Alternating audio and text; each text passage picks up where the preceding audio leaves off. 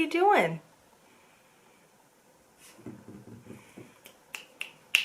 Hi, come here. Come here. Hello.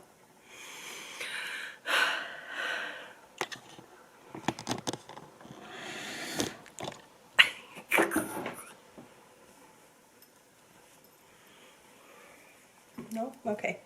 Hi friends. So today's a little bit different. Today's gonna be a little bit different of a video, as most of you know,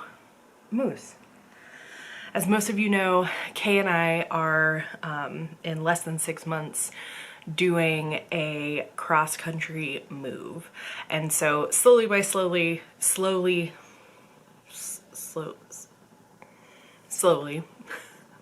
we are getting rid of a lot of stuff. And one of the things that I need to tackle, that I've been meaning to go through anyway, is my yarn stash. So I thought I would bring you along on the process. Kay has been watching videos on YouTube of people talking about how they pared down their possessions. And one of the ways that I thought was fun was someone talking about laying all of their kids' toys out and basically having them go shopping. You know, the things that are still exciting and that you want to play with, you know, you keep. And so that's kind of what I thought I would do. I want to not only do it with my yarn, but also with my book collection, my knitting book collection. I will save the non-knitting books for another day and not drag you along on that. So yeah, I'm gonna lay everything out. I cleared off my sewing table. I pulled these 2 bins out. Most of my stash that is not wound into balls is in a cupboard over there. That's like kind of open so I can see it, and then the stuff that I have wound into balls because I thought I was going to use it for a project that it didn't end up panning out, or I was swatching with it, is in these 2 bins. So yeah, I'm gonna lay it all out on that table as well as the table that I'm sitting at, which is like my dining room table, and then kind of like shop my stash and see what I want to keep and what I want to give away. And so that's the other thing, is what am I going to do with the yarn that I am giving away. So in Boston, we have this really awesome store called Make and Mend. I will link them down below, but basically what they do is they take lightly used craft supplies as donations, and then they list them on their website and make money by reselling them. I believe that Emily, who started it, had been an art student, and she was frustrated by the fact that, like, you know, you try all of these mediums in art school and you maybe only use them once or twice, and then you have to buy a whole other set of supplies. And so this is just a way to make crafting and art more accessible to people. So I really like their philosophy, and they also do pickups right now. So I've signed up for a pickup for later this week. So I'm going to go through my yarn, and I also have a bunch of sewing patterns that I've set aside, but I'm just gonna make a big fun kit basically to donate to Make and Mend. For stuff that I believe that I can sell maybe on Ravelry or maybe like as a de-stash on Instagram, I think I will do that. So stuff that is like multiple skeins of the same dye lot and still like wound up, I might sell. So again, I'm gonna have to take a look, see what I want, see what is left over.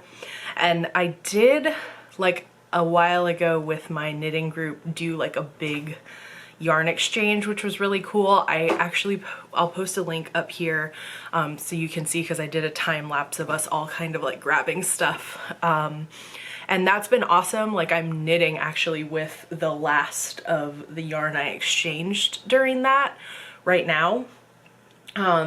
So as much as I wish that we could do that, the possibility of that happening before we move because of the pandemic is not likely. So that is unfortunately not an option.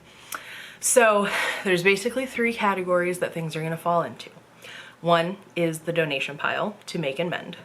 2 is going to be a resell aisle. Did I say aisle? Pile. And then the 3rd is going to be to keep. So I'm going to lay everything out and take you along.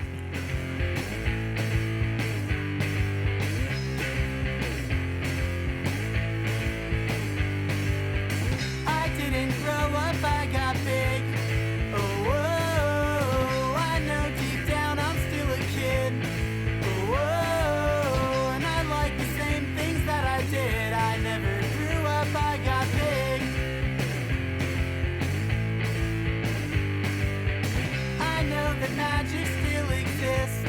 Oh, whoa, 'cause I can feel it when we kiss. Oh, whoa, and if I know one thing, it's this: somewhere magic still exists.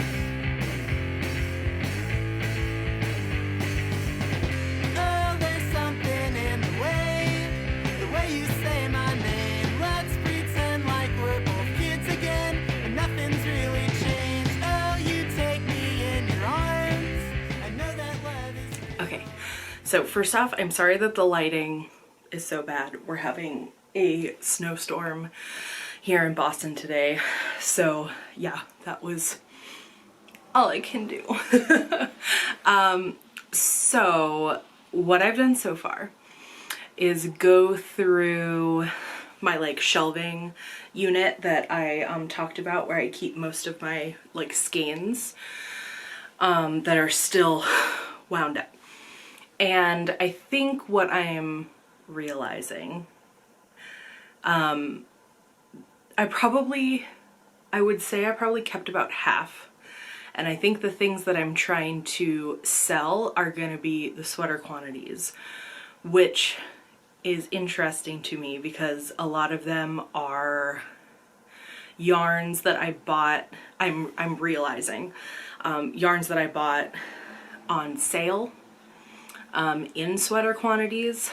There was like a point in time when I was like that I was like, it would be nice to have sweater quantities in my stash so that when I felt the like urge to knit a sweater, I would have it available. But the problem is that when I do that, it's sometimes hard to then match the pattern with the yarn. So I've done that a couple of times, and that's largely why the skeins that I do have like might have like one wound, because I'll do a gauge, like a swatch, and I'll be like, and I've definitely gotten better at this over the years, like for sure, but I'll just realize that like they're using, like the pattern is using a super lofty yarn, and the yarn that I'm using is like a worsted spun or like a superwash worsted, and it's just like not going to end up feeling the same. Like the fabric is going to be too different, and the point of it is to look like the sweater that I want to knit. So I think going forward, and this is like, none of this is going to be hard and fast, because that's just not how I operate. I don't just like have rules that I follow 100% of the time. That being said, I think that it is important to acknowledge that even though sometimes it sometimes feels ridiculous to buy a sweater quantity that is specifically for a pattern when I have all of this yarn in my stash, that sometimes I don't have yarn that works for the pattern that I specifically want to knit, and that, you know, buying for specific projects is like not the worst thing. And if I buy it and it doesn't end up working for the project, that I should consider returning it or exchanging it. You know, sometimes I get like given a yarn. There's quite a bit in my stash that I got from a friend in Oakland who was getting rid of a bunch of stuff that I just haven't knit with, even though it was free, you know, and that it's a nice addition and I could do something with it. So yeah, I think it's just nice to kind of have that moment of like self-reflection. And I'm gonna put up a little clip here of all the yarns that I will photograph and put on Ravelry to sell, and I'll put a link down below just in case you're interested. Obviously no pressure, but yeah, I think it's like, again, like I said, it's just nice to kind of be reflective about how things end up in my stash, but also like no shame about it. I think that's not productive, but just to, yeah, assess and contemplate and move forward. So the next thing that I have to do is empty out those bins that have all of the like partial skeins and scraps, and yeah, figure out what to do with them. When I came here, I felt so stupid. I didn't have the slightest clue what I was doing. I got a habit of always moving, don't wanna settle down. Before I met you, I thought of leaving. I thought of staying too, but couldn't find a reason. But then it happened, oh, and I knew then that I was gonna stick around. Now every time I see you, I like something new about you. I don't know what I'd do if I had to live without you. I had a bad year, but baby, when you're with me, I'm not nearly as sad. Fully ran out of light yesterday, so I am coming back just to do like a little outro tomorrow for you. So I am going to be getting rid of quite a lot of stuff. So I sort of parsed out what is going into the donation to Make and Mend and what is I'm going to be posting to sell. There's like some sweater quantities. I would say that most of what I am planning to sell are sweater quantities, as well as some like special skeins like from Woolmiza that I just haven't gotten around to knitting with, and there's other stuff that is like higher up in my queue, etc., etc. So those will go onto Ravelry. Hopefully will be up by the time that you're watching this. I also went through my books and got rid of some of the ones that I just don't reference. My bookshelf includes like a lot of, like I have the Barbara Walker Stitch dictionary. I have like Nora Gone's Cable Source book.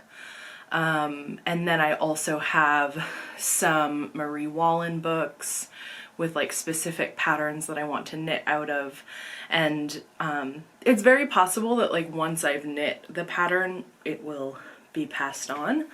But for now, like I feel pretty good about what I've decided to, yeah, pass on versus what I am keeping. So yeah, I sort of knew that it would not be super, you know, labor intensive. My yarn cabinet looks much less intimidating and I can see everything a lot better. So that's really nice, and a lot of the stuff in there, like I know what I'm going to make with. And I think like like I mentioned before, like what I've learned from this is that you know, buying for the sake of buying, you know, only gets me personally so far, and picking yarn specifically for a pattern that I want to knit makes way more sense. especially now that I know what I'm looking for. So, you know, I know what the yarn is in the pattern and I can match it better than I used to be able to. So yeah, I feel very like equipped to get through my stash, to be able to if I wanted to. I feel very equipped to sort of just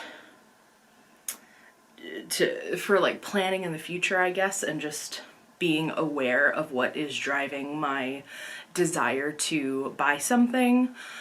And like also right now there's very small things that are bringing us joy, and if I want to buy a skein of stock yarn, I'll buy a skein of stock yarn and not feel bad about it. Like again, like I don't believe in having sort of hard and fast rules. I think, you know, there's a balance between budget and joy and creativity and, you know, all of those kinds of things. So thanks for hanging out with me while I did this today. If you have any questions or want me to talk more about my stash, like, let me know in the comments, and I'll see you next week with a brand new podcast episode. Until then, I'll talk to you soon. Bye.